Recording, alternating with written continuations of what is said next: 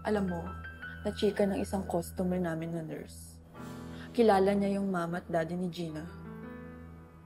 Paano naman niya nakilala? Nag-apply daw ng caregiver kay Mrs. Rodriguez. Sa US? Uy, titit! Nakauwi na yung mag-asawa dito. May brain cancer pala yung mom ni Gina.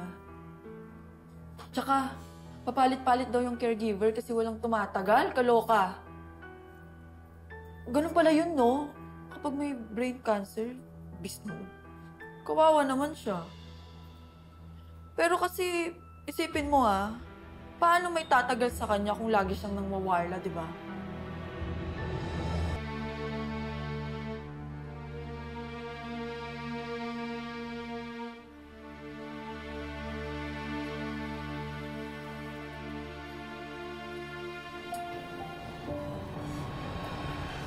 Excuse me?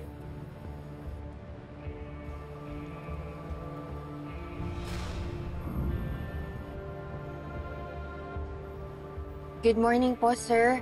Morning. Ako po si Elizabeth. Nabalitaan ko po kay Belinda, yung dati pong caregiver ng wife ninyo, na naghahanap daw po kayo ng kapalit. Gusto ko sanang mag-apply. You look familiar. Kakilala na ba tayo, no?